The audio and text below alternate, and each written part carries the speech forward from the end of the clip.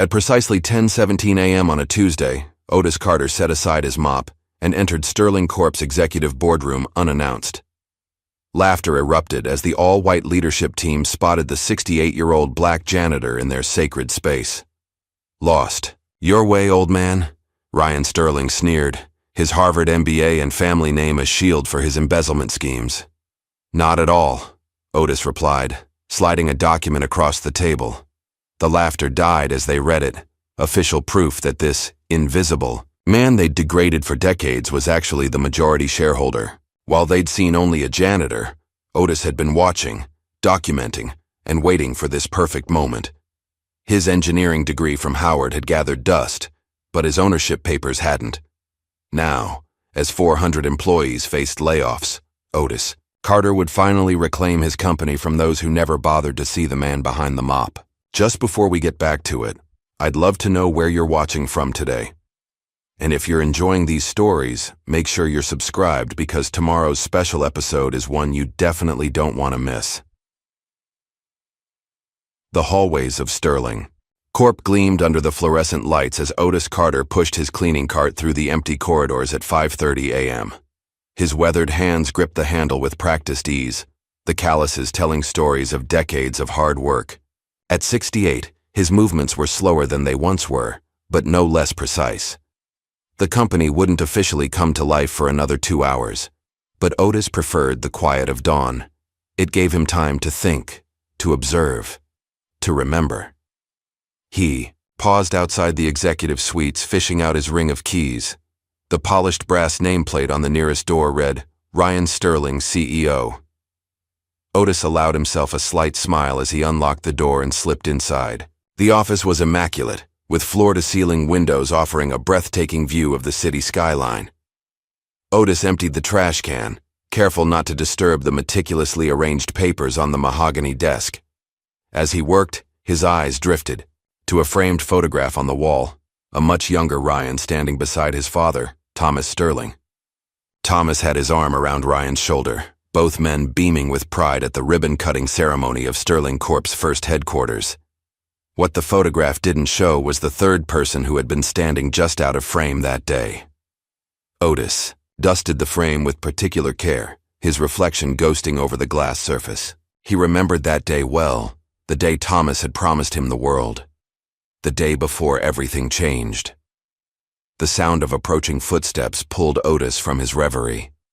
He quickly gathered his supplies and headed for the door, nearly colliding with Patricia Wilson, the company's HR director who was arriving unusually early. "Oh!" Patricia startled, her hand flying to her chest. When she registered who stood before her, her surprise morphed into dismissive recognition. "It's just you, Otis." "Morning, Ms. Wilson," Otis replied, his voice gentle but dignified. "Sorry to startle you." Patricia barely acknowledged the apology, her attention already fixed on her phone. "While you're here, the executive bathroom needs attention. Someone complained about water spots on the mirrors yesterday." She wrinkled her nose slightly. "And make sure you use the proper cleaning supplies this time.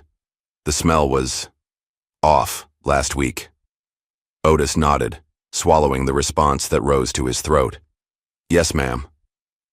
"Good," Patricia said, already walking past him into her office. She paused at the doorway.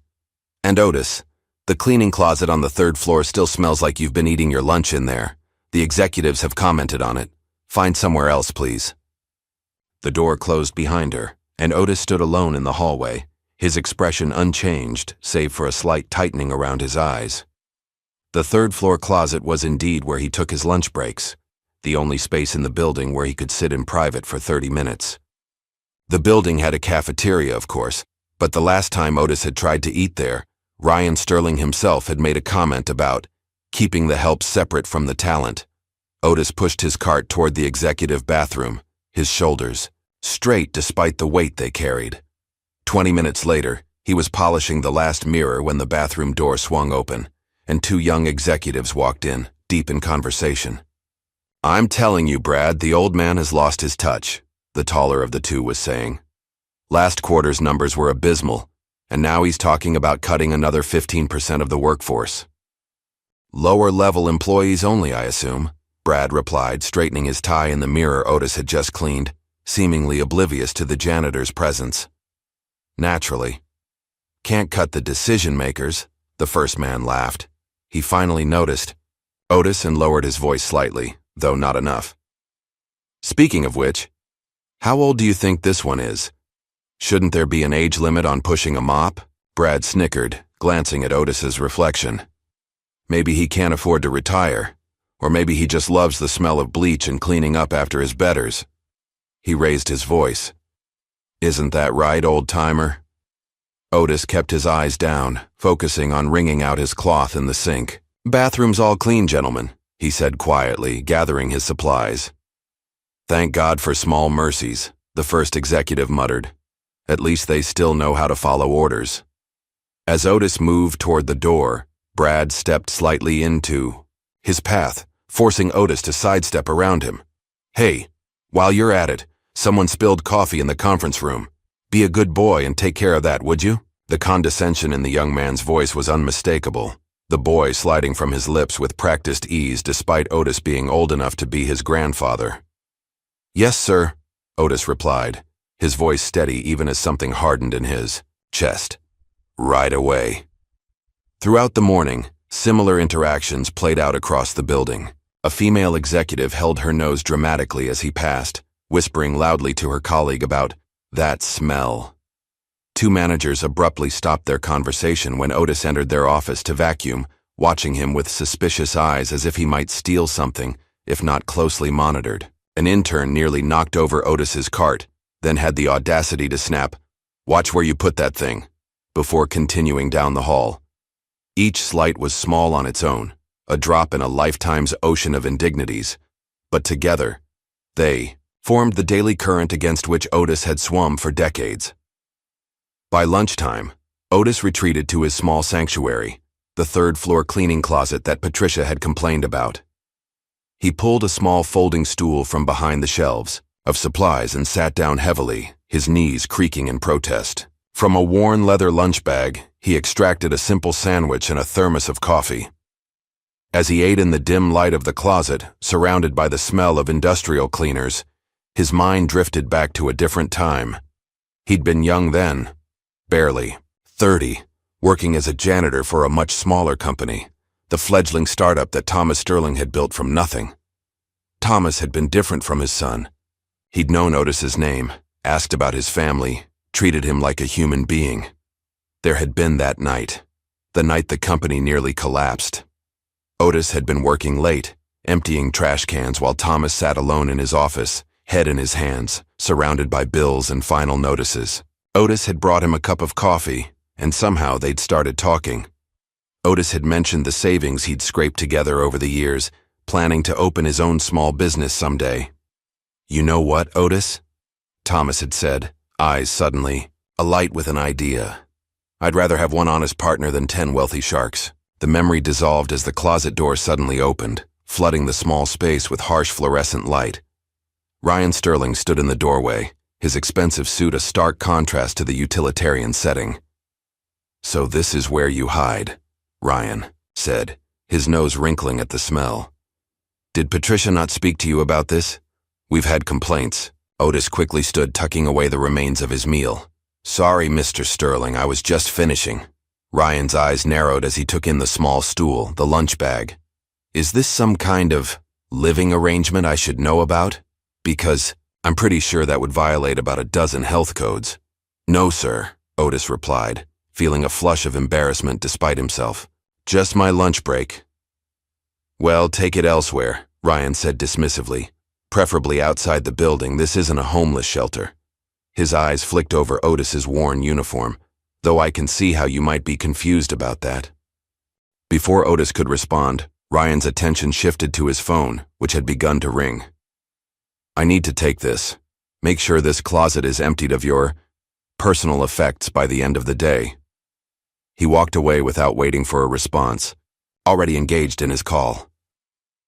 Otis stood in the closet doorway for a long moment, a familiar anger burning low in his chest. Slowly, deliberately, he packed away his lunch and folded the stool, placing it in his cart.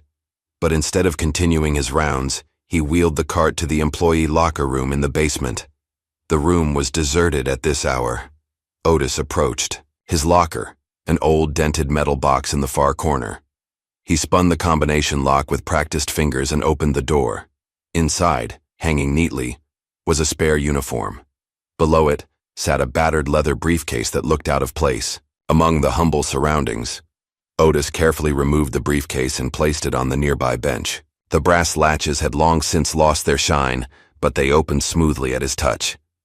Inside lay a collection of documents protected by plastic sleeves, share certificates, contracts, letters, all meticulously preserved over decades. His fingers traced over one document in particular, a share certificate made out in his name, representing 51% ownership of Sterling Corporation, signed by Thomas Sterling himself.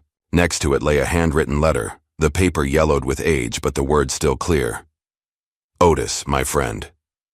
Without your belief in me and your investment, there would be no Sterling Corp.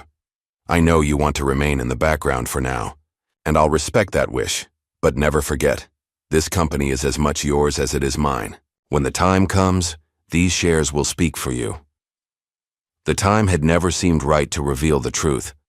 First, it was out of respect for Thomas and his vision. Then, after Thomas's unexpected death 15 years ago, it was the shock of watching Ryan take control and systematically dismantle his father's legacy. By the time Otis realized what was happening, Ryan had established himself so thoroughly that challenging him seemed impossible. But today, something had shifted.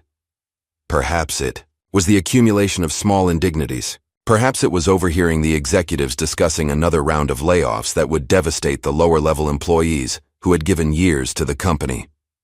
Or perhaps it was simply that, at 68, Otis had finally run out of reasons to wait. He carefully returned the documents to the briefcase, closed it, and placed it back in his locker.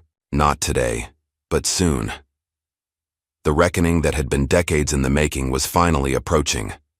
As Otis resumed his afternoon cleaning duties, he paused outside the main conference room where he could hear raised voices discussing the company's future. His company's future. His expression remained impassive, but his eyes held a determination that had been dormant for too long. The time for waiting was over. 3 days later, Sterling Corp was abuzz with tension as key personnel hurried toward the main conference room. An emergency board meeting had been called. The email marked urgent landing in executive inboxes just that morning. The subject line, Strategic Restructuring and Asset Management, was corporate speak for what everyone feared. Massive layoffs and selling off company divisions. Otis stood quietly in the corridor outside the conference room, wiping down the glass display case that housed the company's awards and accolades. Through the reflection, he watched board members file in, men and women in expensive suits, their faces set in expressions of grave importance. None of them so much as glanced his way.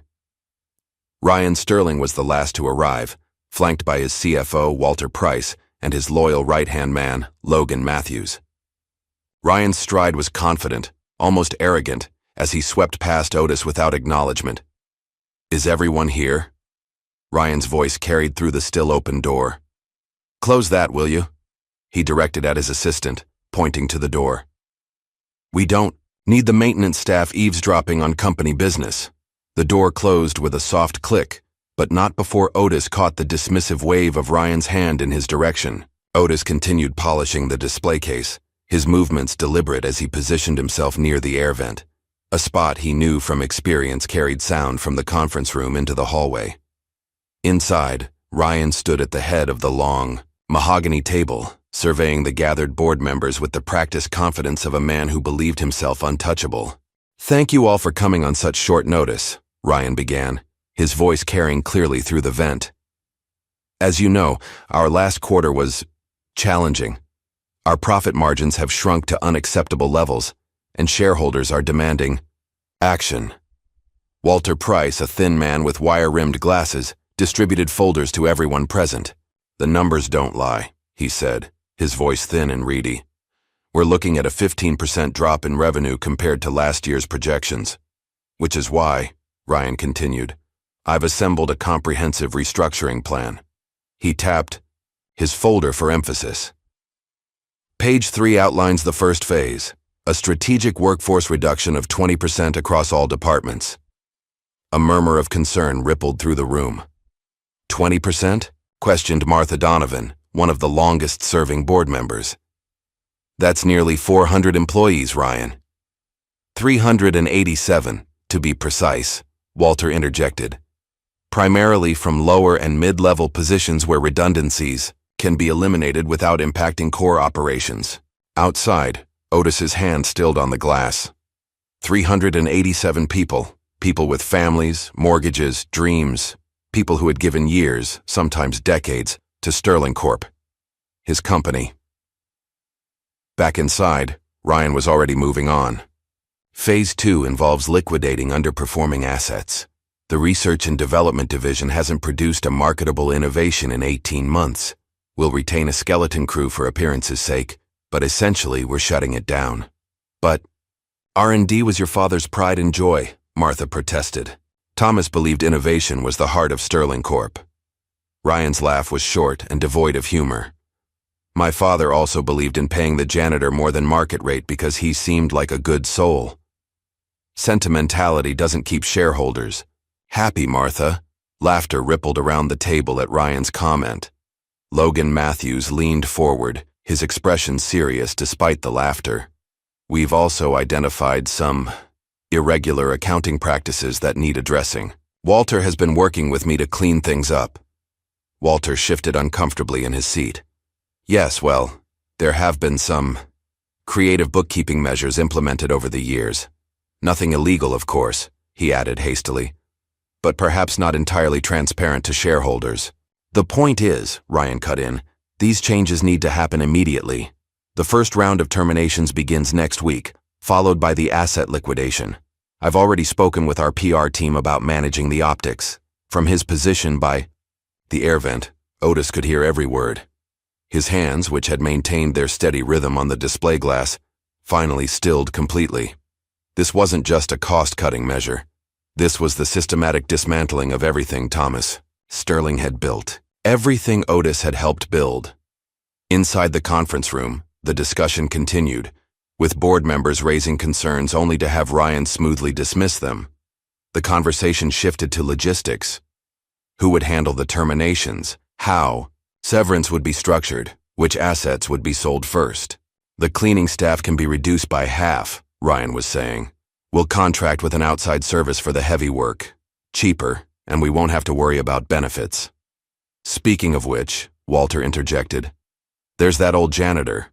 Carter, I think. He's well past retirement age but still on full benefits. That alone could save us. Daddy's old charity case, Ryan interrupted with a dismissive wave. I've been meaning to phase him out for years. Consider it done.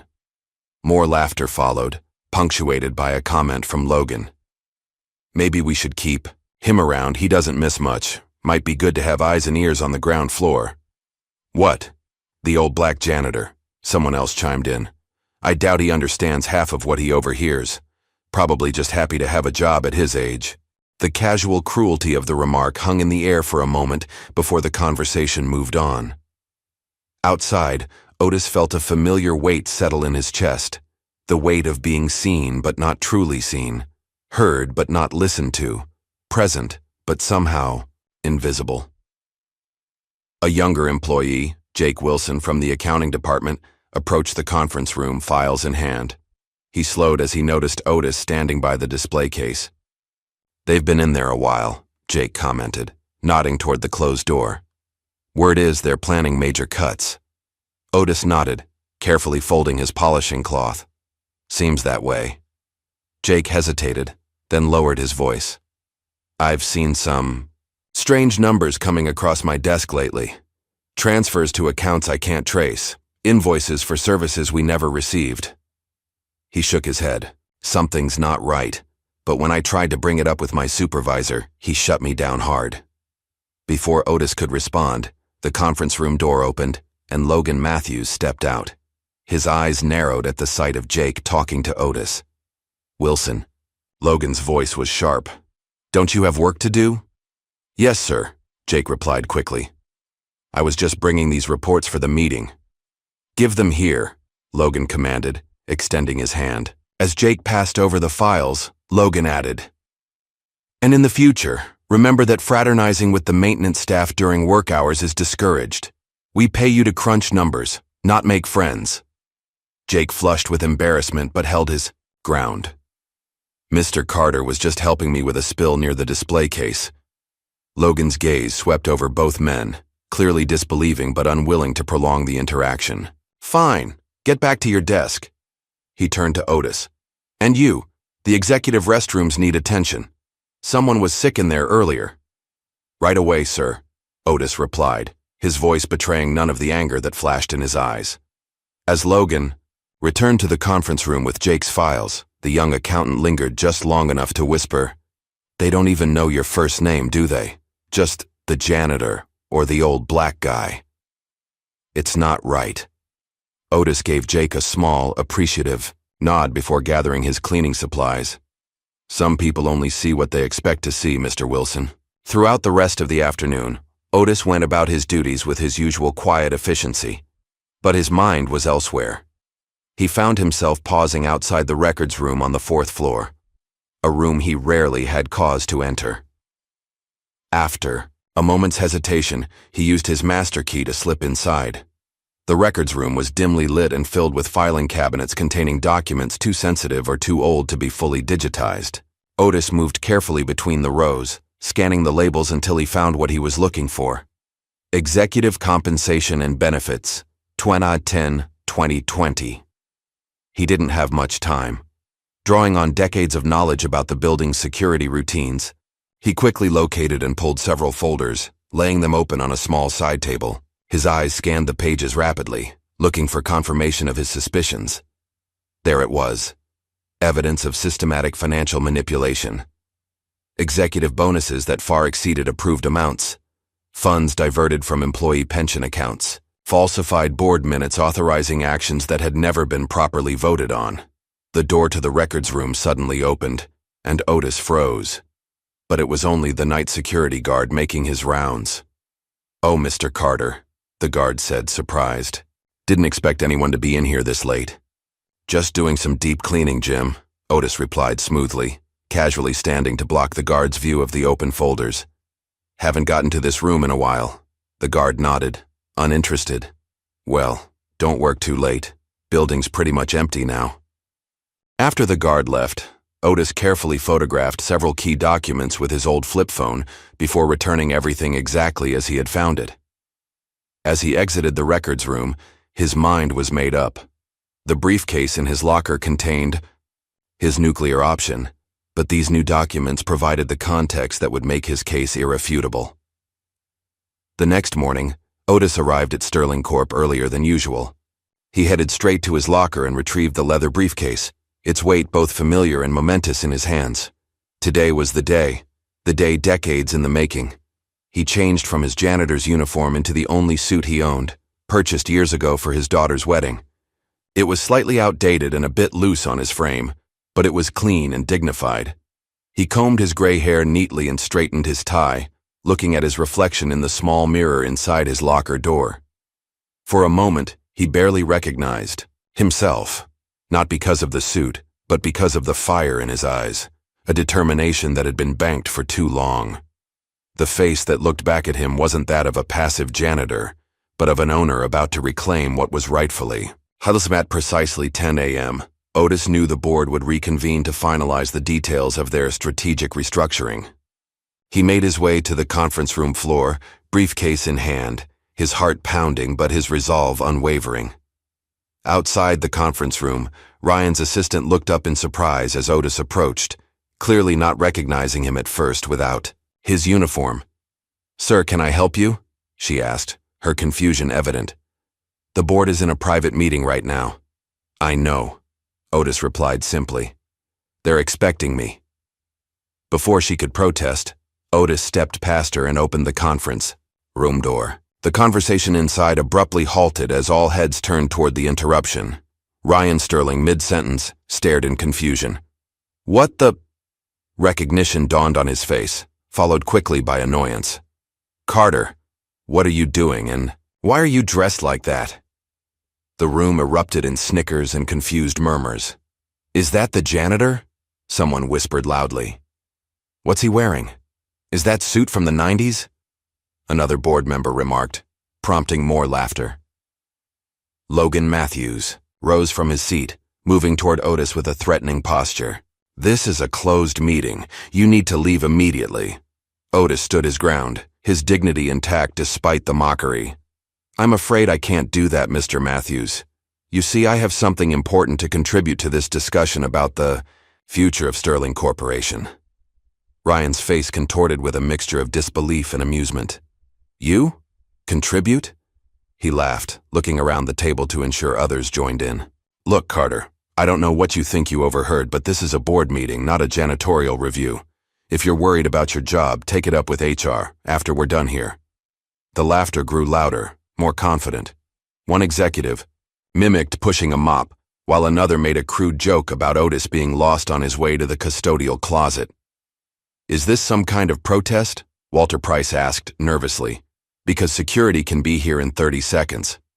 Through it all, Otis remained calm, even as the color of his skin became the subject of more than one whispered joke at the table. He placed his briefcase on the conference table with deliberate precision. Gentlemen, ladies, Otis said, his voice quiet but firm, cutting through the laughter.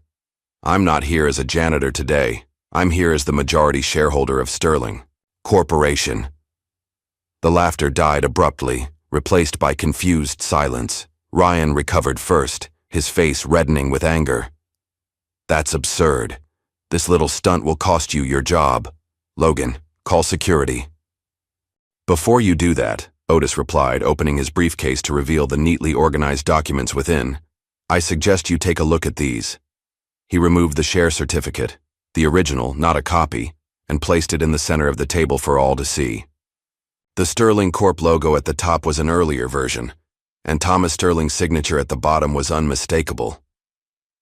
What is this supposed to be? Ryan demanded, though his voice had lost some of its confidence. This, Otis said calmly, is the certificate for 51% ownership of Sterling Corporation, issued to me by your father 35 years ago. I've been content to remain silent all these years out of respect for Thomas and his vision. But after what I heard yesterday, after seeing how far this company has strayed from its founding principles, that silence ends today. The room had fallen completely still, every eye fixed on the document before them and the quiet, dignified man who had brought their world to a sudden, unexpected halt. The boardroom had fallen silent, all eyes fixed on the weathered document in the center of the conference table, a share certificate bearing Sterling Corp's logo and Thomas Sterling's unmistakable signature. Ryan Sterling stared at it like it was a snake that had appeared among his carefully arranged papers. This is ridiculous, Ryan finally said, his voice tight with anger. You can't seriously expect us to believe that my father secretly gave majority ownership of his company to the janitor. The way he emphasized janitor made it clear what he really wanted to say. Several executives shifted uncomfortably, darting glances between Ryan and Otis, who remained standing calmly at the end of the table. Not secretly, Mr. Sterling, Otis replied evenly. The transaction was properly registered with the SEC. The documentation has been maintained in trust all these years. He placed several more papers beside the share certificate. Here are the original transfer documents, the trust agreement, and the registration records. Martha Donovan, the longest-serving board member, hesitantly reached for the nearest document. This appears authentic, she said, her voice carrying a note of wonder. But why? Why would Thomas do this? And why wait 35 years to mention it? Logan Matthews added accusingly. Conveniently after Thomas is dead and can't confirm or deny any of this. Otis removed a faded photograph from his briefcase and placed it on the table. It showed 3 men at Sterling Corp's first ribbon-cutting ceremony, Thomas Sterling in the middle, flanked by a younger Ryan and a younger Otis. It was the same image that hung in Ryan's office, except that version had been cropped to remove. Otis from the frame. I met Thomas Sterling in 1987, Otis explained. I was working nights at Wilson's machine shop where Thomas came to prototype his first product designs. I had a degree in mechanical engineering from Howard University, but in those days, companies weren't exactly lining up to hire black engineers. The implication hung in the air. Thomas and I got to talking about his ideas. I made some suggestions that helped solve a design flaw he'd been struggling with. Ryan's face contorted with disbelief, watching Otis speak with knowledge no ordinary janitor should possess. Thomas had been rejected by every bank in the city, Otis continued. Not because his idea wasn't sound, but because he lacked collateral. When he mentioned giving up, I offered him my savings, $30,000 I'd been putting aside, hoping to start my own business someday. $30,000 isn't exactly a controlling stake in a multi-million-dollar corporation, Logan interjected dismissively. It was in 1988, Martha countered quietly. Thomas was operating on a shoestring budget. $30,000 would have been a lifeline. Thomas insisted on making me a true partner, Otis said. He said anyone who believed in him enough to risk everything deserved an equal stake in the outcome. But that still doesn't explain why you've been working as a janitor all these years, Richard Evans, head of sales, said skeptically. If you owned half the company, why weren't you in the executive suite? A sad smile crossed Otis's face.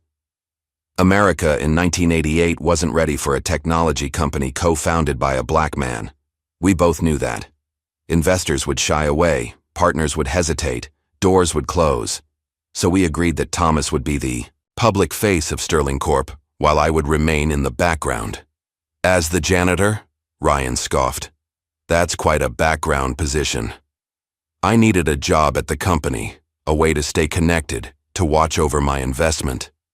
Thomas suggested maintenance, because it would allow me access to every part of the building without drawing attention. Otis's eyes swept the room. You'd be surprised what people say when they think no one important is listening. Several executives looked uncomfortable, recalling things they'd said in Otis's presence over the years.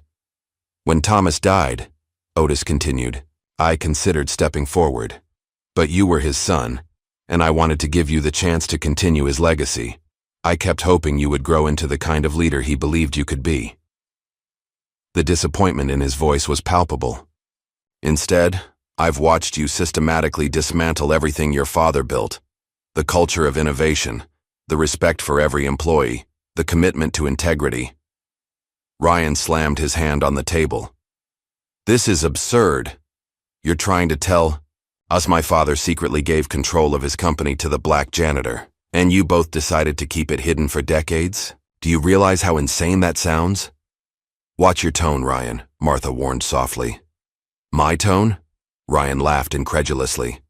We're in the middle of a major restructuring, and this person walks in with some ancient paperwork and a far-fetched story, and you're concerned about my tone? Walter Price, the CFO, had been examining the financial documents with growing concern. These appear legitimate, he admitted reluctantly. The signatures match our records, and the trust arrangement explains why these holdings never appeared in our standard reports. Even if these documents were valid at some point, Ryan argued, surely they've been superseded by one of our many corporate reorganizations over the years. Otis shook his head. Each time the company restructured, the trust's holdings were preserved. Your own financial department processed the paperwork, though I doubt anyone questioned why a notation about original trust holdings remained present through every iteration. Walter's face paled. The OTH designation, I always assumed it, was some legacy account from the founding days. It was, Otis confirmed quietly. Mine. The boardroom erupted in overlapping conversations. Through it all, Ryan's face grew increasingly flushed with anger and humiliation. Enough, Ryan finally shouted. Even if these documents are somehow legitimate, you can't just walk in here and start giving orders. There are procedures, protocols. That's correct, Otis acknowledged. As majority shareholder, I can't directly manage day-to-day operations without board approval. But I can call for votes on major company decisions. He paused. So let's start with a simple one. I moved to cancel the planned layoffs and asset liquidation discussed yesterday. Seconded, Martha said immediately. Ryan stared at her in disbelief. Martha, you can't be serious. Only someone deeply connected to this company would wait decades to step forward, Martha replied. Only someone with profound respect for Thomas's legacy would give his son so many chances. She turned to Otis. But why now? After all these years, why today? Because yesterday, I heard you discussing the termination of 400 employees, people with families, mortgages, dreams, people who have given years to this company. And I heard how casually that decision was made, as if their livelihoods were just numbers on a spreadsheet. His voice remained measured, but there was steel beneath. That's not the company Thomas and I built. Before Ryan could respond, the door opened, and a security guard entered. Sorry for the interruption, Mr. Sterling. You pressed the security button? Ryan pointed at Otis. Yes, this man has interrupted our meeting with fraudulent claims. Remove him immediately. The guard, a young man named David, looked uncertainly between them. Sir, is that Mr. Carter? It's me, David, Otis confirmed with a nod. He's trespassing in a closed meeting, Ryan insisted. I'm not sure I can forcibly remove Mr. Carter without cause, David said uncomfortably. He doesn't appear to be causing a disturbance. The disturbance is his presence at a meeting he was not invited to. Actually, Martha interrupted, if Mr. Carter is the majority shareholder, he has every right to be here. There's also the matter of these, Otis said, placing a final folder on the table. Financial records showing systematic misappropriation of company funds, offshore accounts, inflated executive bonuses never approved by the board, pension funds diverted to personal holdings. He paused. All bearing your signature, Mr. Sterling. The color drained from Ryan's face. Those are authorized transactions. Not all of them, Walter admitted. I raised concerns about their legality. Jake Wilson entered with additional financial reports, faltering as he took in the scene. Otis, standing confidently, documents spread across the table and Ryan looking cornered. Mr. Wilson, Otis acknowledged. I believe you've noticed some financial irregularities recently. Jake looked at Logan, who glared at him, then at Ryan, whose expression promised retribution. Finally, he looked at Otis, the man who had endured countless indignities with quiet dignity. Yes, sir, Jake replied. I've documented several suspicious transactions over the past year, including transfers to unnamed accounts that Mr. Sterling authorized. Ryan lunged to his feet. You're fired, Wilson. Clear out your desk immediately. I'm afraid you don't have that authority anymore, Otis said. Given the evidence of financial impropriety, I move that Ryan Sterling be suspended as CEO, effective immediately, pending a full audit and investigation. Around the table, hands began to rise in support. Even Walter Price, after a moment's hesitation, raised his hand. Only Logan remained loyal to Ryan. This is insanity. You're all making a colossal mistake. Ryan stood frozen, watching his power evaporate. You can't do this, he whispered. You're just a janitor. Otis met his gaze, evenly. I was never just a janitor, Mr. Sterling. I was always an owner who chose to clean. By the following morning, the news that Otis Carter, Sterling Corp's longtime janitor, was actually the company's majority owner, had spread through every department. Employees gathered in break rooms and near coffee machines, debating whether the incredible story could possibly be true. Otis arrived at his usual early hour, but this time, he didn't push a cleaning cart. Dressed in another modest but neat suit, he made his way through the lobby as conversation stuttered to a halt, and eyes followed his progress. In the executive suite, Martha Donovan had arrived early to help Otis navigate his new role.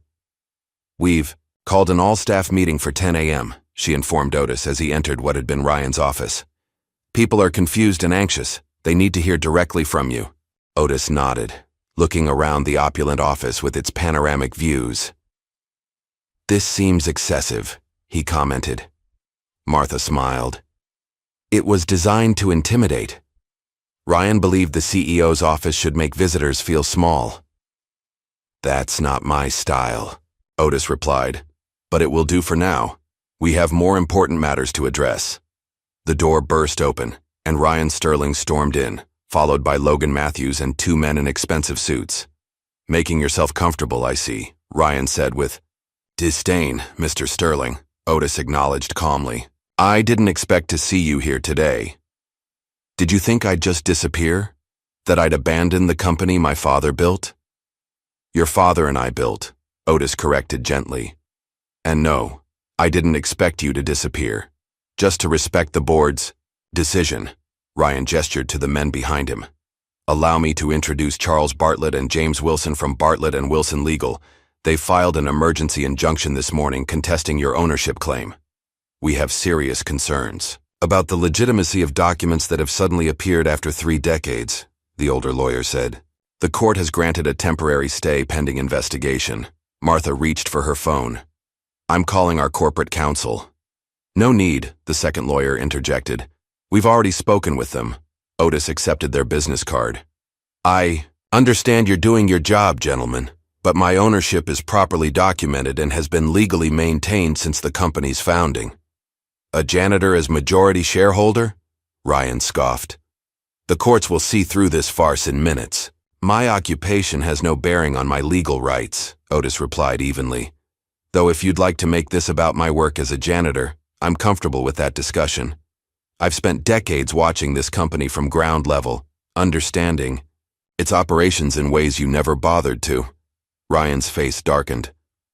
You've disrupted a publicly traded company and created market instability based on questionable evidence. There will be consequences. Martha stepped forward. Ryan, this isn't productive. The board has voted, and pending any court ruling, Mr. Carter is in charge. Logan spoke up. You realize this uncertainty will tank our stock price? Is that what you want for the company you claim to care about? The uncertainty began when Ryan started gutting this company for personal gain, Otis countered. I intend to end that uncertainty by restoring Sterling Corp to solid ethical footing. The intercom buzzed with a message about corporate counsel calling and auditors arriving. Ryan watched with disbelief as Otis handled these matters with unexpected poise. This isn't over, Carter, Ryan hissed. My father would be ashamed to see his company in the hands of a— Choose your next words carefully, Martha interrupted sharply. Ryan bit back whatever he'd been about to say. In the hands of someone so clearly unqualified, he finished. Let the janitor play businessman until the court set things right. As they turned to leave, Otis called after them. Mr. Sterling, I'd like your security badge and company devices before you go. Standard protocol for suspended executives. Ryan gave him a venomous look but complied, slamming his badge and phone onto the desk before stalking out. When they were gone, Martha exhaled slowly. That was just the opening salvo. Ryan won't give up easily. I never expected he would, Otis replied. But neither will I. The morning proceeded with Otis meeting the auditors, who were professional, but clearly surprised to be dealing with someone who didn't fit their preconception of a corporate owner. He assured them they would have complete access to all financial records, with Walter Price's full cooperation. As the time approached for the all-staff meeting, Otis felt a flutter of nervousness. Public speaking had never been his strong suit, and now he needed to address hundreds of employees, many of whom had never noticed him during his years of service. The company auditorium was filled to capacity when Otis walked onto the stage. The buzz of conversation died as employees registered the familiar face in unfamiliar attire. Some looked confused, others curious, and the maintenance staff wore expressions of stunned pride. Good morning, Otis began. For those who don't know me, and I suspect that's most of you, my name is Otis Carter. Until yesterday, I was part of the janitorial staff here at Sterling Corp. Today, I stand before you as the majority shareholder and acting CEO. A ripple of whispers spread through the audience. Over the next 15 minutes, Otis shared his history with Sterling Corp, the initial investment, the partnership with Thomas, and the decision to remain in the background. He explained why he had finally decided to step forward and outlined his immediate priorities: canceling the layoffs, conducting a financial audit, and reconnecting the company with its original mission. I know many of you are wondering what this means for your future here, he said. Let me be clear. Good employees have nothing to fear. Unlike the previous administration, I value the contributions of every person in this company, from the newest intern to the most senior vice president. As Otis continued, the mood in the room shifted. Initial skepticism gave way to cautious optimism. The maintenance staff looked particularly moved, some wiping away tears, others nodding vigorously. I've spent decades cleaning this building, watching and listening. I've emptied your trash cans and mopped your floors. I've overheard your frustrations and your ideas. So many brilliant ideas that were ignored because they came from the wrong level of the hierarchy. He paused, making eye contact with as many people as he could. Those days are over. Sterling, Corp will now be a place where merit matters more than title, where innovation is nurtured, and where every employee is treated with dignity. As he concluded, the auditorium erupted in applause. Not everyone was clapping. Logan and his allies stood stone-faced, but the majority seemed cautiously hopeful about this unexpected turn of events. After the meeting, Otis found himself surrounded by employees eager to introduce themselves or simply shake his hand. It was strange being seen after so many years of invisibility. Jake Wilson worked his way through the crowd. "Mr. Carter, that was incredible. No one would ever guess you haven't been running board meetings for years." "Thank you, Jake. And thank you for your courage yesterday. It wasn't easy," Jake admitted, "but seeing you stand up to Ryan gave me the push I needed."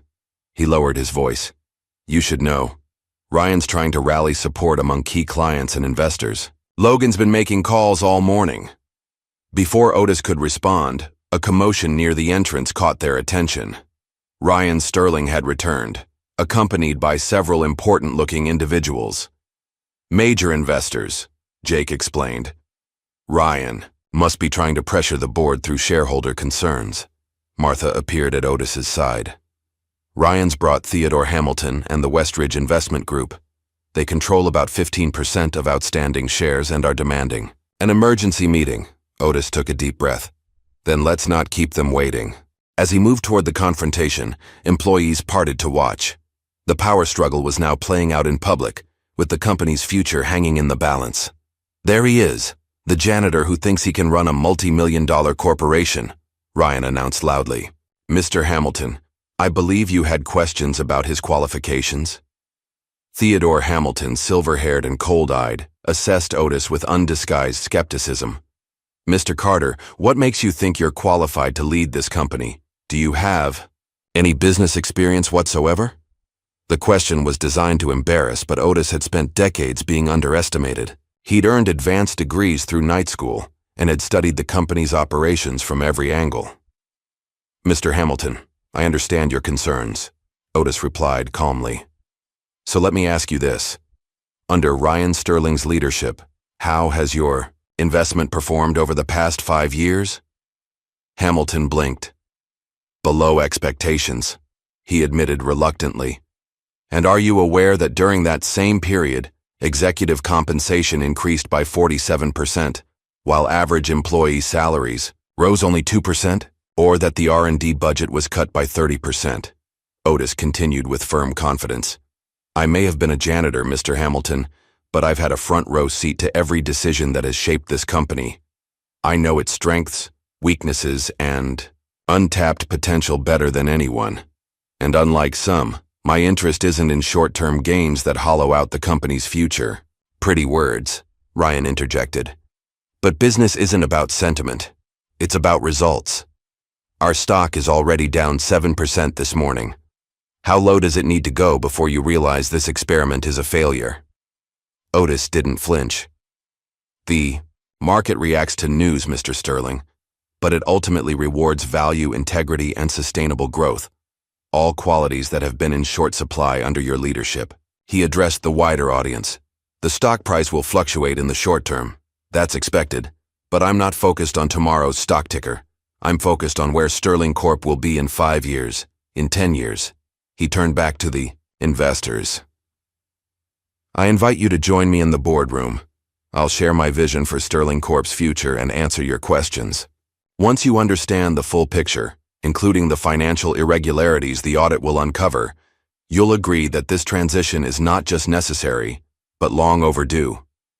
As Otis led the investors away, He caught Ryan's expression. Fury mixed with, for the first time, genuine fear. The narrative Ryan had counted on, that Otis would immediately flounder, wasn't playing out as expected.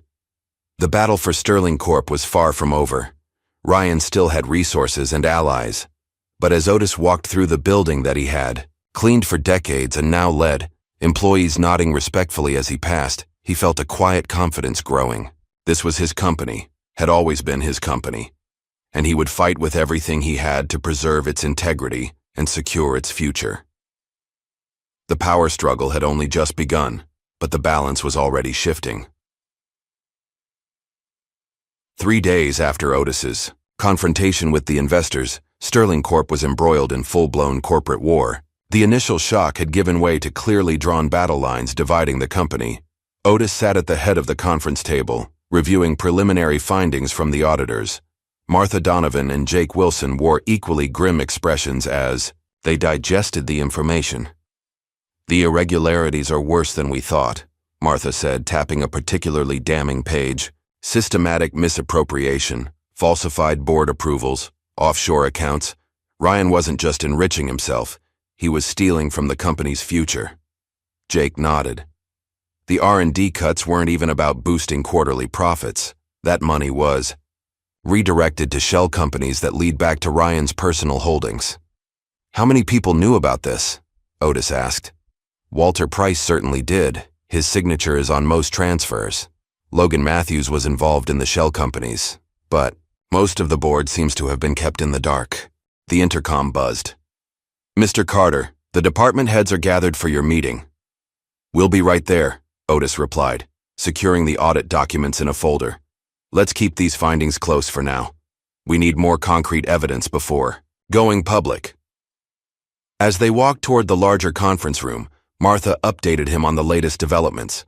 "Ryan's been busy. He's filed additional legal challenges and been meeting with major clients, telling them the company is in chaos under your leadership. Has he succeeded in turning any against us? A few are wavering, but most are taking a wait-and-see approach. The bigger problem is internal.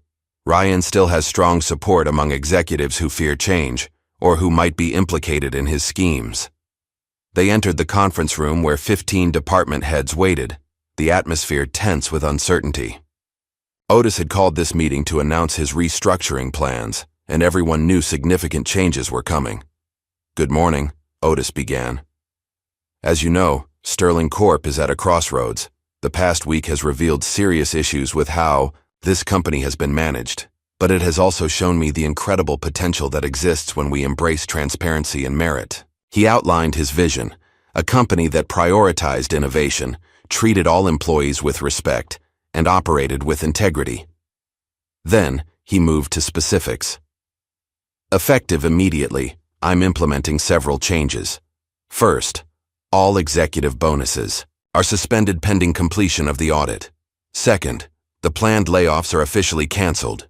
Instead, we'll be reassigning personnel to revitalize our R&D division, which will receive a restored budget." The reactions around the table ranged from relief to visible discomfort. Patricia Wilson, the HR director who had been tasked with implementing the layoffs, raised a manicured hand. "Mr. Carter," she said, her voice laden with skepticism, "while your intentions are admirable, these decisions seem financially unsound. The layoffs were deemed necessary for the company's survival." "Were they?" Otis countered. "Or were they necessary to maintain the excessive compensation packages that certain executives had become accustomed to?" He slid financial summaries across the table. "These numbers show that Sterling Corp remains fundamentally sound. Our problems stem not from having too many workers, but from systematic mismanagement at the top." Patricia's lips thinned, but she didn't argue further. Others, however, were less restrained. "This is absurd," said Richard Evans, head of operations and a known ally of Ryan. "You've been CEO for less than a week, and you're already dismantling strategies that took months to develop. Just because you technically own shares doesn't mean you understand how to run a modern corporation." A tense silence fell. Everyone watched Otis closely, curious how the former janitor would handle such direct insubordination. Otis met Evans's gaze calmly. Mr. Evans, I've spent 35 years observing this company from the ground up. I've witnessed which strategy succeeded and which failed. I've seen talented employees leave because their ideas were dismissed by executives who preferred comfort over innovation. He paused. But more importantly, I've never confused position with intelligence or title with wisdom. A lesson that might serve you well. Evans flushed with anger, but fell silent as several department heads unsuccessfully tried to hide their smiles. Now, Otis continued, I'd like each of you to prepare a detailed report on your department's current projects, personnel, and needs. Not the sanitized versions you prepared for Ryan, but honest assessments. I want to know what's working, what isn't, and what resources you actually require to succeed. As the meeting concluded, Otis asked Jake and the head of IT to stay behind. When the others had left, he turned to the IT director, Michael Morris. Mr. Morris, I need your help with something sensitive. We have reason to believe that company data may have been compromised. I need your team to secure our servers and recover any deleted files that might contain evidence of financial misconduct. Morris looked troubled. Sir, I should mention that I received unusual instructions from Mr. Matthews last week. He asked me to perform a comprehensive data purge of certain executive files citing routine maintenance. I delayed implementing it because it seemed irregular. That was probably an attempt to destroy evidence, Jake said. Can you recover anything that might have already been deleted? Most likely. We keep redundant backups, and unless they use specialized wiping software, we should be able to recover significant data. Make this your top priority, Otis instructed, and keep it confidential. As they left the conference room, Otis's assistant hurried toward them. Mr. Carter, there's a situation in the lobby. Ryan Sterling has returned with a news crew. He's making some kind of public statement. When they reached the lobby, they found Ryan surrounded by reporters and cameras, while employees gathered at a distance, watching with confused expressions. A travesty of corporate governance, Ryan was saying. An unqualified individual has temporarily seized control through questionable legal maneuvers, putting hundreds of jobs and millions in shareholder value at risk. Otis stepped forward, catching Ryan's eye. For a moment, Ryan faltered before recovering with a practiced smile. Ah, here he is now, Ryan announced. The janitor who would be king. Mr. Carter, would you care to explain to these reporters why you think cleaning floors qualifies you to run a technology company? The reporters swiveled their cameras toward Otis, who stood perfectly still, evaluating the situation. This was a trap. Ryan was trying to provoke him into saying something that would come across as bitter or unqualified. Mr. Sterling, Otis replied calmly, I'd be happy to discuss my qualifications, which include an engineering degree from Howard University and 35 years of watching this company evolve. But perhaps a more relevant question is why you feel the need to ambush your own company with negative publicity, rather than addressing the serious allegations of financial misconduct that have come to light. Ryan's confident expression wavered. Baseless accusations. The real issue here is a hostile takeover by someone with no business experience, no understanding of our industry, and no legitimacy beyond some ancient paperwork. The legitimacy of my ownership has been confirmed by corporate counsel, Otis countered. As for my capabilities, I suppose we'll let the results speak for themselves. Starting with the fact that under my leadership, those 400 employees you plan to terminate will keep their jobs. A murmur ran through the gathered employees at this public confirmation. Jobs they'll lose anyway when the company fails under amateur leadership, Ryan shot back. But perhaps that's the point. Maybe you're not as concerned with the company's success as you are with settling old scores. The only person undermining this company right now is the man bringing camera crews into our lobby to broadcast unfounded attacks on its leadership. Security personnel moved closer, making it clear that the impromptu press conference was over. Ryan's expression hardened as he realized his ambush had failed to provoke Otis into an outburst. This isn't over, Carter, he said quietly as the reporters began to pack up. You may have won this round, but you've made powerful enemies. Enemies who don't take kindly to having their corporate hierarchy upended by a man who used to clean their toilets. I've spent my life dealing with powerful people who underestimated me, Otis replied. I'm still here, and now, finally, I'm being seen. As Ryan departed, employees began to applaud, tentatively at first, then with growing enthusiasm. The public confrontation had only reinforced Otis's calm dignity in comparison to Ryan's desperate tactics, but the victory was short-lived. Later, that afternoon, as Otis was meeting with the R&D team, Jake burst into the room, his face pale. "We have a problem," he announced. "Major problem. Ryan's gone nuclear." "What's happened?" Otis asked. "He's frozen the company accounts," Jake explained. "Breathlessly, used his banking connections to put a hold on our operational funds pending resolution of the ownership dispute. We can't access the payroll accounts, the vendor payment systems, nothing," Martha added grimly. "And that's not all. Logan Matthews has been calling employees directly, offering positions at a new venture Ryan is starting, essentially trying to poach our top talent by creating panic about Sterling Corp's future." Otis absorbed this news silently. Ryan was willing to hurt hundreds of innocent employees just to regain control. "Options?" he asked simply. "We can fight the account freeze legally, but that could take weeks," Martha replied. "As for the poaching, we need to reassure employees that their jobs are secure, but with the accounts frozen, we can't guarantee they'll be paid on time," Jake finished. Otis nodded, making a decision. "Call an emergency all-hands meeting in 30 minutes. And get me Walter Price. If he wants any chance at leniency when the audit concludes, now's the time to earn it." 30 minutes later, the company auditorium was packed, the atmosphere thick with anxiety. Rumors had spread quickly about the frozen accounts, and employees were understandably concerned about their livelihoods. Otis took the stage, flanked by Martha, Jake, and, to everyone's surprise, Walter Price, who looked nervous but determined. "By now, many of you have heard that Ryan Sterling has taken the extraordinary step of freezing the company's financial accounts," Otis began without preamble. "This is a desperate and reckless action that threatens not just the company, but your families and your futures.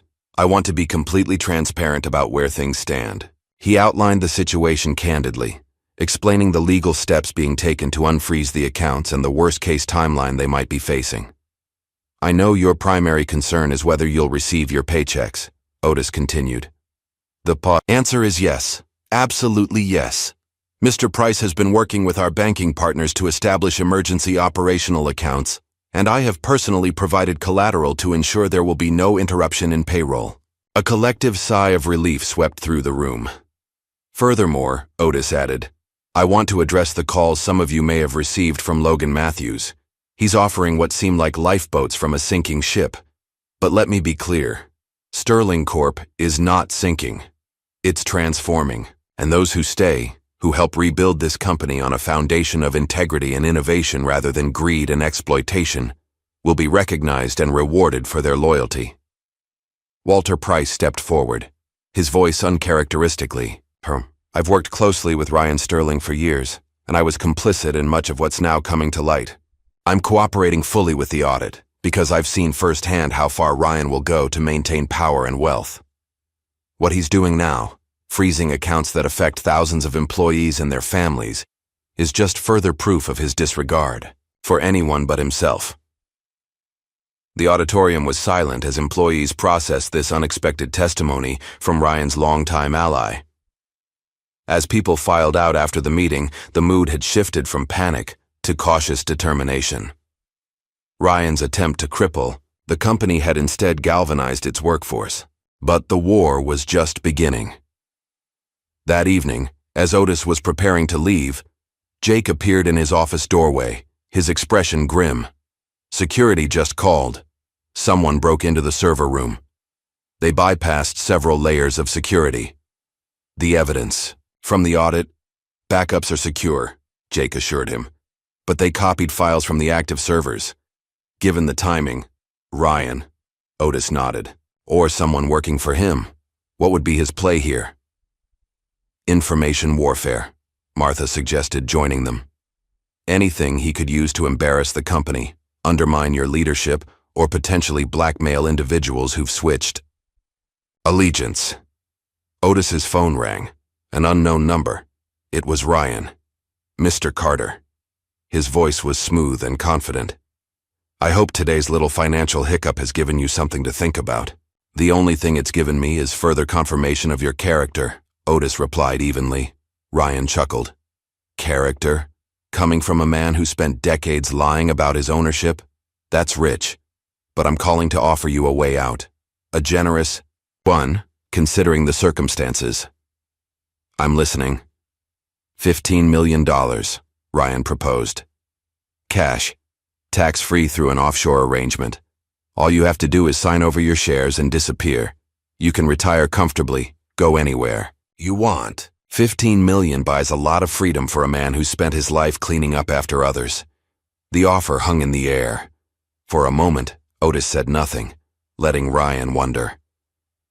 Mr. Sterling, he finally replied.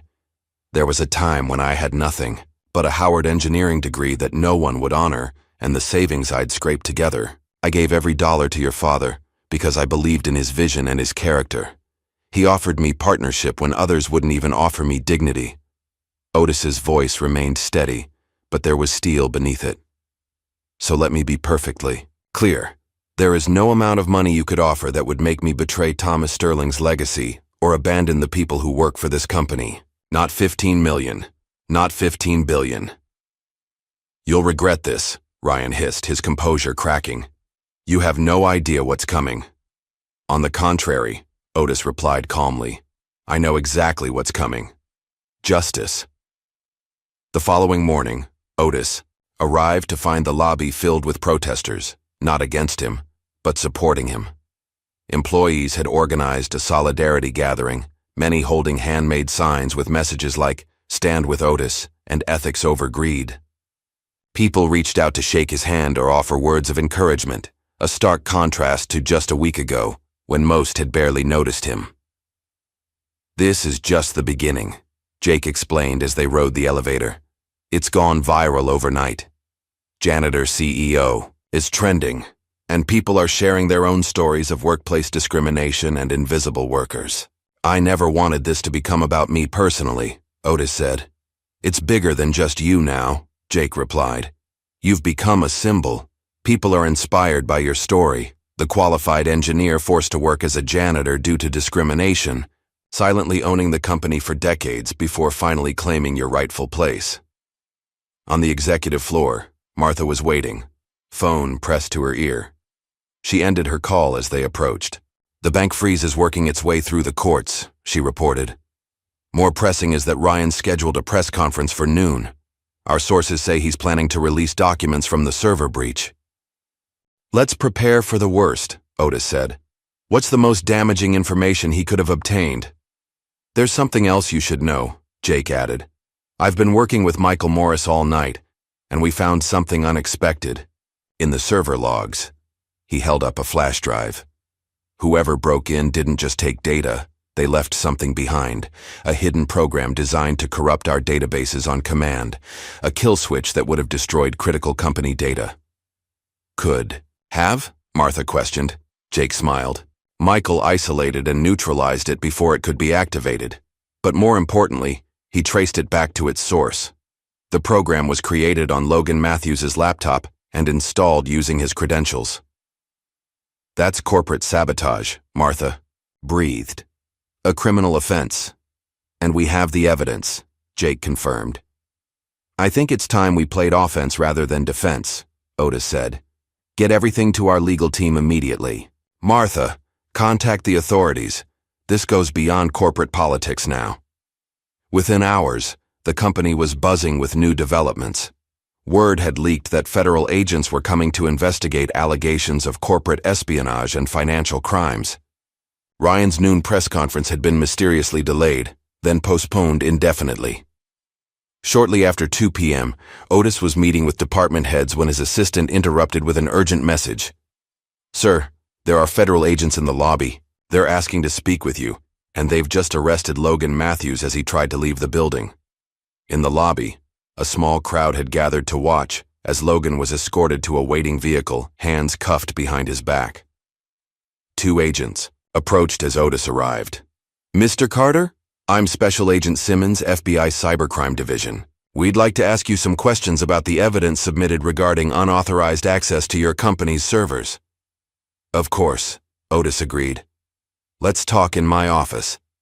As they headed toward the elevators, Jake hurried over, holding up his tablet. Mr. Carter, you need to see this. The headline read, Breaking. Ryan Sterling, former CEO of Sterling Corp., arrested on charges of fraud, embezzlement, and corporate espionage. The accompanying image showed Ryan being led from his penthouse by federal agents, his expression a mask of disbelief and fury. That was fast, Martha remarked. Agent Simmons nodded. We've actually been investigating Mr. Sterling for several months based on whistleblower reports about financial improprieties. Your evidence regarding the server breach was the final piece we needed. Jake looked confused. Whistleblower reports? From whom? Agent Simmons glanced at Otis. That information is confidential. But the investigation was well underway before Mr. Carter assumed control of the company. The significance of those words wasn't lost on Martha or Jake, who both turned to look at Otis with new understanding. His decision to step forward hadn't been as sudden as it appeared. He'd been laying groundwork, gathering evidence, preparing for this moment. Later that afternoon, after finishing with the federal agents, Otis found a moment of solitude in his office. The day's events had moved at a dizzying pace, with Ryan's arrest dominating news cycles and sending shockwaves through the business community. A knock at his door interrupted his thoughts. It was Jake. You were the whistleblower, weren't you? Jake asked without preamble. You've been documenting Ryan's misconduct for years. Otis neither confirmed nor denied it, but his slight smile was answer enough. All those years as a janitor, Jake continued, you weren't just cleaning. You were watching, listening, gathering evidence. The invisible man that everyone underestimated because of your race and your job. When you're invisible, Otis replied, quietly, you see things others don't want seen. You hear things not meant to be heard. It's a powerful position, if used properly. Before Jake could respond, Otis's assistant announced that the board members had assembled for an emergency meeting. In the boardroom, the remaining board members waited anxiously. Several seats were conspicuously empty, those belonging to Ryan's closest allies, who had either resigned or been implicated in the growing scandal. Thank you all for coming on such short notice, Otis began. As you're aware, today's events have fundamentally changed our situation. Ryan Sterling and several of his associates now face serious criminal charges.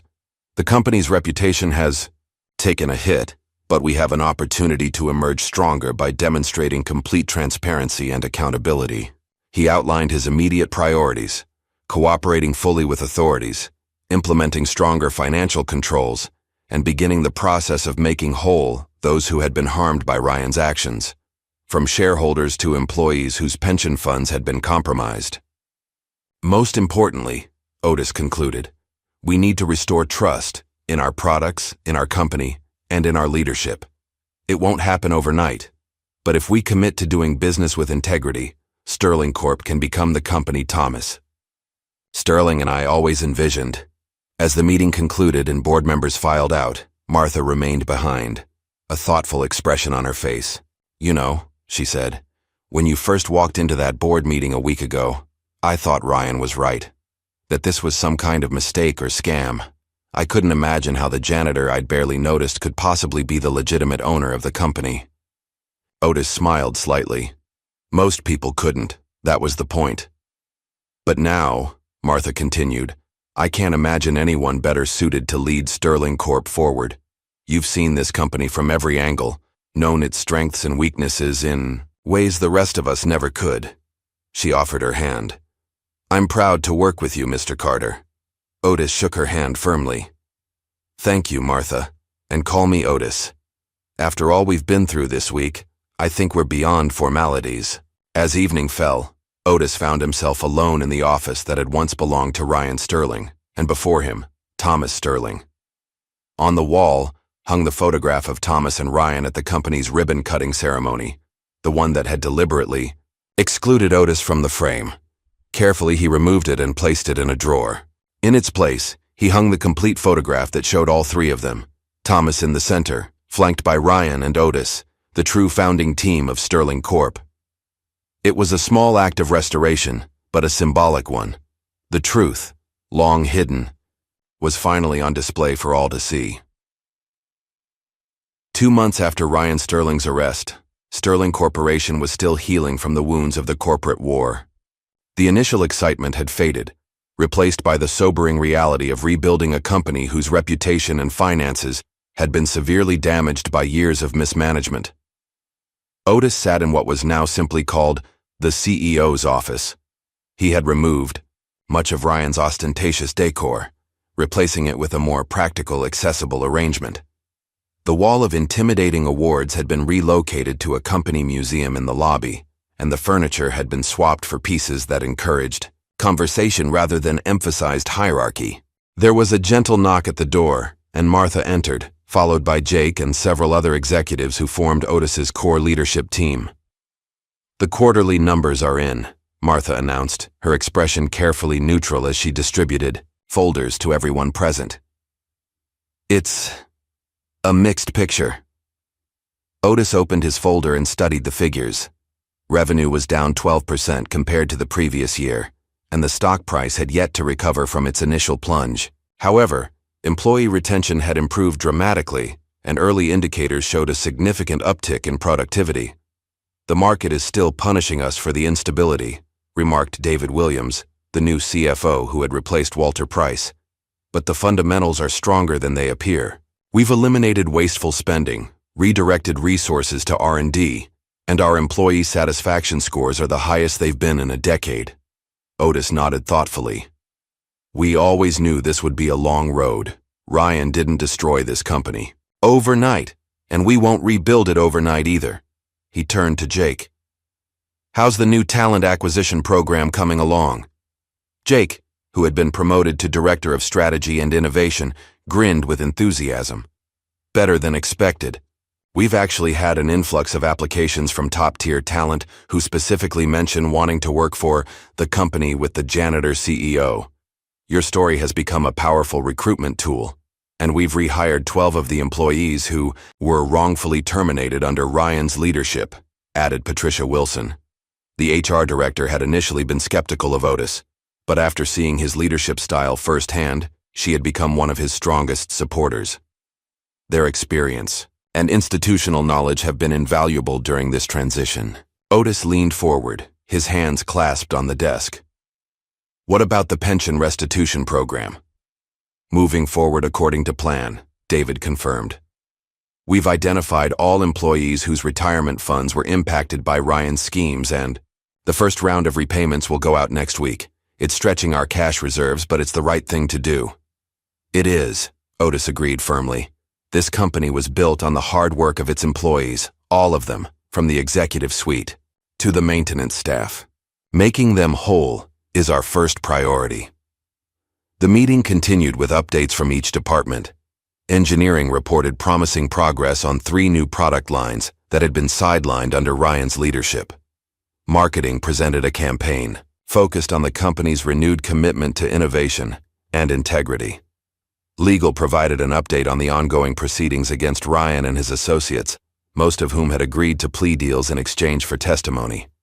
As the meeting concluded, Otis held up a hand to keep everyone in their seats. "Before we disperse, I want to address something important. I know many of you are concerned about the continued pressure from shareholders for immediate results. Some have suggested we should consider more aggressive cost-cutting or even explore acquisition offers." He paused, making eye contact with each person around the table. "I want to be absolutely clear. Sterling Corp is not for sale, and we will not sacrifice long-term sustainability for short-term profits. The path we're on is not the easiest one, but it's the right one. I'm asking for your continued faith and patience." After the executives filed out, Martha lingered behind, a thoughtful expression on her face. "You know, when Thomas Sterling ran this company, he used to say something similar in tough times. The right path isn't always the shortest one. You remind me of him more than Ryan ever did." Otis smiled slightly at the comparison. "Thomas was a visionary. I'm just trying to honor what we built together." "Well, you're doing more than that," Martha replied. "You're transforming this place, People actually want to come to work now. They feel valued, heard. She hesitated before adding, though I still think you should let the maintenance staff clean your office. It sends an odd message when the CEO is spotted emptying his own trash can. Otis chuckled. Old habits. Besides, I like to check in with my former colleagues. They still see things the rest of us miss. Later that afternoon, Otis made his way to the cafeteria, not the executive dining room, which he had converted into a general meeting space, but the main employee cafeteria. It had become his custom to eat lunch there at least twice a week, sitting with different groups each time to hear their ideas and concerns directly. Today, he joined a table of engineers from the revitalized R&D department. They were initially startled by his presence, but quickly warmed up as he asked pointed, knowledgeable questions about their current projects. I still can't believe you understand the technical specs so well, admitted Sarah Johnson, a senior engineer. Most executives I've worked with can barely follow the simplified presentations we prepare for them. I did have an engineering degree from Howard, Otis reminded her with a smile. And I've spent 35 years listening to engineers discuss their projects while I cleaned their labs. You'd be surprised how much you can learn when no one notices you're there. Well, we notice you now, sir, another engineer remarked. And it makes a difference, knowing the CEO actually understands what we're trying to accomplish. After lunch, Otis took a deliberate detour through the maintenance department, located in the building's basement. He could have summoned its supervisor to his office, but he preferred to see things firsthand, the way he always had. The maintenance staff greeted him with a mixture of respect and familiarity. To them, he wasn't just the CEO who had once been a janitor. He was Otis, their former colleague who still remembered their names and families. How's the new equipment working out, Frank? Otis asked the department supervisor, gesturing to the recently purchased floor polishers and industrial vacuums. Frank beamed with pride. Makes the job twice as efficient, Mr. Carter. And the ergonomic, designs mean fewer back injuries. The team can't thank you enough. It should have been done years ago, Otis replied. Proper tools aren't a luxury, they're a necessity. He glanced around the maintenance area, which had been renovated with improved lighting, ventilation, and actual break space. Any other needs I should know about? Just one thing, Frank said. Some of the guys were wondering about that education assistance program you mentioned last month. Is that still happening? Otis nodded firmly. The board approved it yesterday. Any employee who wants to pursue higher education or technical certification will receive company support, tuition assistance, flexible scheduling, the works. He smiled slightly. We might have more engineers hiding in the maintenance department, just waiting for their opportunity. As evening approached, Otis found himself drawn to a part of the building he had visited countless times as a janitor, but never as CEO, the original research lab where Thomas Sterling had developed the company's first breakthrough product. Now preserved as something of a historical exhibit, the small room contained the original equipment, workbenches, and even some of Thomas's handwritten notes. Otis stood in the doorway, memories washing over him. He could almost see Thomas hunched over that workbench, sleeves rolled up, explaining his latest idea with infectious enthusiasm. They had spent many late nights in this room, Otis offering suggestions while officially there to clean, Thomas incorporating them without ego or hesitation. I thought I might find you here, said a voice behind him. Otis turned to find an elderly man in a well-worn suit, James Harrison, the company's longest-serving board member and Thomas Sterling's old friend. Harrison had been in poor health, recently and rarely came to the office, but he had consistently supported Otis from the moment his ownership was revealed. Just revisiting old ghosts, Otis admitted. Harrison nodded, moving to stand beside him. Thomas would be proud, you know, not just of what you've accomplished these past months, but of your patience all those years. I never understood why you stayed in the background for so long. It was different times, Otis replied simply. And then it became habit, I suppose. The longer I waited, the harder it seemed to step forward. Well, I'm glad you finally did. Harrison gestured around the lab. Thomas always said his greatest invention wasn't any product. It was building a company with a soul. Ryan nearly destroyed that. You're bringing it back. Before Otis could respond, his phone buzzed with a message from Jake. "Turn on the news. Channel 6. Now." Concerned, Otis excused himself and hurried to the nearest conference room with a television. When he turned it on, he understood Jake's urgency immediately. Ryan Sterling's face filled the screen as a news anchor explained that he had been released, on bail pending trial. And in a surprising development, former Sterling Corp CEO Ryan Sterling held a press conference just minutes ago, where he made this statement. The footage cut to Ryan, standing outside the courthouse, looking somewhat thinner, but no less arrogant. "The charges against me are a fabrication, part of a calculated takeover by individuals who exploited legal technicalities to seize control of my father's company. I look forward to clearing my name and returning Sterling Corporation to its rightful leadership." Otis watched impassively as Ryan continued to spin his narrative, painting himself as the victim of a conspiracy. When the segment ended, he turned to find Jake, Martha, and several other executives who had gathered behind him. "He's still dangerous," Martha warned. "Even facing charges, he has connections, resources. And he's desperate," Jake added. "The plea deals his associates have taken make his position increasingly precarious." Otis nodded, considering their concerns. "Increase security protocols as a precaution, but otherwise we continue as planned. Ryan's fighting for his freedom now. The company is secondary." Later that night, after most employees had gone home, Otis remained in his office, reviewing plans for a new employee ownership program.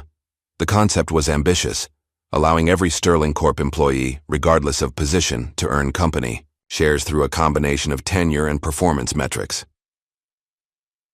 Notification on his computer screen alerted him to an email with a subject line that made him pause. From Thomas Sterling's archives. The message was from Harrison, sent after their meeting earlier. It contained a single attachment, a scanned letter in Thomas's handwriting, dated just weeks before his death 15 years ago. Otis opened it with a sense of trepidation. "My dear friend Otis," it began. "If you're reading this, I'm no longer there to say these things in person. I've asked James to hold this letter until the day you finally claim your rightful place at Sterling Corp. A day I've encouraged you to embrace for years. I understand why you've chosen to remain in the background. The world wasn't ready when we started, and perhaps it still isn't. But Sterling Corp was always meant to be more than just another company. It was meant to be proof that innovation and integrity could coexist, that a business could prioritize people over profits and still succeed. I've watched Ryan with growing concern. He has my name but not my vision. He sees the company as a vehicle for personal wealth and power, not as the force for positive change we intended. I fear what will become of our legacy in his hands. This is why I never changed our original ownership arrangement, despite pressure from various quarters. I always believed that someday, when the moment was right, you would step forward and set things straight. The company needs your wisdom, Otis. It needs your humanity, your perspective, your unwavering moral compass. You've seen Sterling Corp from every angle, from the ground up, literally, and that gives you insights no business school could ever teach. So when that day comes, know that you have not just my blessing, but my profound gratitude. Our company will finally have the leader it deserves. Your friend always, Thomas." Otis sat back in his chair, the letter blurring slightly as his eyes misted over. After all these years, to receive this posthumous endorsement from his old friend struck him deeply. It wasn't validation he had sought, but it reaffirmed that the difficult path he had chosen was indeed the right one. With renewed determination, he returned to the employee ownership plan. There was still so much to rebuild, so much to transform. But for the first time since taking control, Otis felt certain that Sterling Corp would not just survive. It would become the company he and Thomas had always envisioned. 1 year to the day after Otis Carter had walked into the boardroom and changed Sterling Corporation forever, employees gathered in the company's newly renovated central atrium. What had once been a sterile, imposing space designed to impress, visitors had been transformed into a warm, collaborative environment where people actually wanted to spend time. A stage had been set up at one end, with rows of chairs facing it and standing room around the perimeter. The atmosphere was festive, with conversations and laughter filling the air as people found their seats. On a large screen behind the stage, a slideshow displayed images from the company's history, including several newly discovered photographs of Thomas Sterling and Otis working together in the early days. At precisely noon, Martha Donovan stepped onto the stage and approached the microphone. The crowd quieted immediately. "Good afternoon, Sterling family," she began, using the term that had become common over the past year. "Thank you all for joining us for this special occasion. 1 year ago today, our company began a remarkable transformation. A transformation from a corporation focused on shareholder value above all else, to a community built on innovation, integrity, and the simple notion that every person's contribution matters." She gestured to the side of the stage. "Please welcome our CEO and majority owner, Otis Carter." The applause was thunderous as Otis walked onto the stage. He looked markedly different from the janitor who had slipped silently through the building for decades. Dressed in a well-fitted suit, standing tall and confident, he had the bearing of a man comfortable in his authority. Yet those who knew him best could see that his fundamental humility remained unchanged. "Thank you, Martha, and thank you all," Otis began when the applause finally subsided. 1 year ago, I walked into a boardroom where I'd previously only emptied trash cans, and I claimed my place as the owner of this company. To say it caused a stir would be an understatement. Gentle laughter rippled through the audience. Many doubted whether a janitor, particularly an old black janitor who had never held an executive position, could successfully lead a company of this size and complexity. Some predicted we would fail within months. Others were certain that I would sell to the highest bidder at the first opportunity. Otis paused, a slight smile playing at his lips. "I'm pleased to report that those predictions were somewhat premature." He gestured to Jake Wilson, who stepped forward with a laser pointer and directed attention to the screen, now displaying Sterling Corp's financial data. "After an admittedly difficult first quarter, we've not only stabilized but begun to grow again," Otis continued. "Our stock price has recovered to pre-crisis levels. Revenue is up 8% over the past 6 months. Employee retention is at a 10-year high. And perhaps most significantly, our innovation pipeline is fuller than it's been since Thomas Sterling was at the helm." The screen shifted to show images of the company's latest products and initiatives. "But numbers and products tell only part of the story," Otis said, his voice growing more passionate. "What matters more is what we've become. A company where the maintenance staff receives the same respect as the executive team, where ideas are valued regardless of who proposes them, where we understand that our greatest asset isn't our intellectual property or our market position, it's our people." He moved away from the podium, preferring to speak directly to the audience without barriers. "When I was a janitor, I saw things that executives missed. I saw brilliant ideas discarded because they came from the wrong department. I saw talented people leave because they didn't fit a certain mold. I saw decisions made based on quarterly targets rather than long-term vision." Otis gestured around the atrium. "Look at us now. We're not perfect. Far from it. We still have challenges to overcome and wounds to heal, but we're building something meaningful together, something that honors the original vision that Thomas Sterling and I had all those years ago." The crowd broke into spontaneous applause, many rising to their feet. When they quieted again, Otis continued. "Today, I'm pleased to announce several new initiatives that will shape our future." He outlined the employee ownership program, which would gradually transfer a significant portion of the company's shares to its workforce. He announced the establishment of the Sterling Carter Foundation, which would provide scholarships and opportunities for minority students in STEM fields. And he revealed plans for a new campus that would include affordable housing for employees and community resources for the surrounding neighborhood. "But the announcement I'm most excited about," Otis said, his eyes twinkling, "directly concerns our cleaning and maintenance staff." He motioned to Frank, the maintenance supervisor, who joined him on stage. "Effective immediately, every member of our maintenance department will receive a 20% raise, bringing their compensation in line with industry-leading standards. Additionally, they'll be among the first to benefit from our education assistance program, with guaranteed flexible scheduling to accommodate their studies." Frank, visibly moved, shook Otis's hand as the crowd cheered. Because, Otis continued once the applause died down, you never know which janitor might be the next great leader just waiting for their opportunity. As the formal program concluded, and employees mingled at the reception that followed, Otis found a quiet moment to slip away to his office. He needed a few minutes alone to process the emotions of the day. The past year had been the most challenging and rewarding of his life. Ryan Sterling's trial had concluded 3 months earlier, with a guilty verdict on multiple counts of financial fraud and corporate malfeasance. He was currently serving a 7-year sentence, his empire and reputation in ruins. Several of his closest associates had received lighter sentences in exchange for their testimony, while others had avoided jail time through extensive cooperation and restitution. Otis took no pleasure in their downfall, only in the justice it represented for the employees and shareholders who had been harmed by their actions. A knock at his door interrupted his thoughts. It was Jake, accompanied by a young woman Otis recognized as a recent hire in the maintenance department. "Sorry to disturb you, sir," Jake said, "but Rebecca here has something she wanted to share with you privately." Rebecca stepped forward nervously, clutching a folder. "Mr. Carter, I just wanted to thank you personally. I started working here 4 months ago on the night cleaning crew. Last week, I applied for the Education Assistance Program to finish my computer science degree." She opened the folder to reveal an acceptance letter. "They approved it yesterday. I'll be able to complete my degree while keeping my job. I never thought that would be possible." Otis smiled warmly. "That's exactly what the program is designed for, Rebecca. I'm thrilled for you."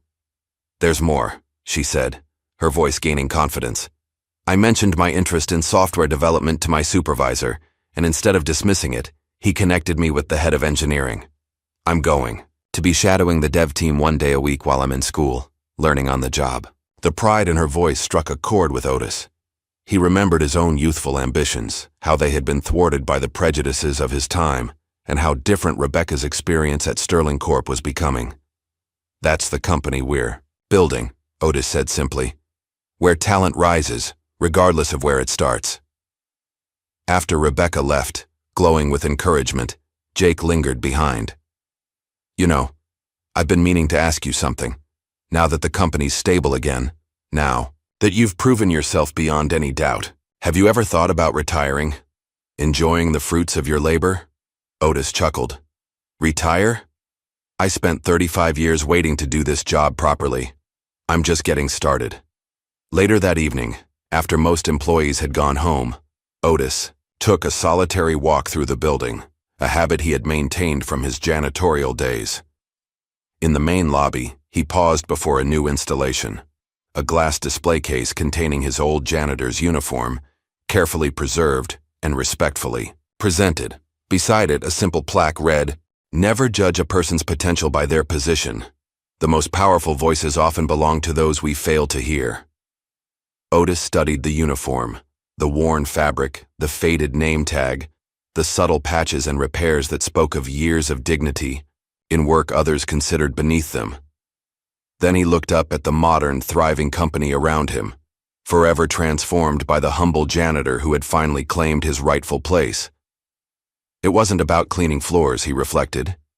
It had always been about cleaning up what was broken, in the company, in the system, in people's perceptions. And in that sense, perhaps he had never stopped being a janitor after all. With quiet satisfaction, Otis turned and headed toward the exit. Tomorrow would bring new challenges, new opportunities to build on the foundation they had established. The journey wasn't over. It was, in many ways, just beginning. As he stepped outside into the evening air, Otis looked back at the Sterling Corp logo illuminated against the darkening sky. Beneath it, recently added in slightly smaller letters, were the words that completed the company's new identity, founded by Thomas Sterling and Otis Carter, 1988. After decades in the shadows, Otis Carter's name finally stood in the light, not just as the company's savior, but as its creator. The circle was complete. Justice, long delayed, had finally been served. Ever wonder how many people we dismiss without knowing their true power? Otis Carter's transformation from invisible janitor to company owner isn't just a story. It's a reminder to look deeper at the invisible people in our own lives, If this tale of justice long overdue moved you, hit like, subscribe, and share. Your thoughts below. More stories of unexpected triumph coming soon.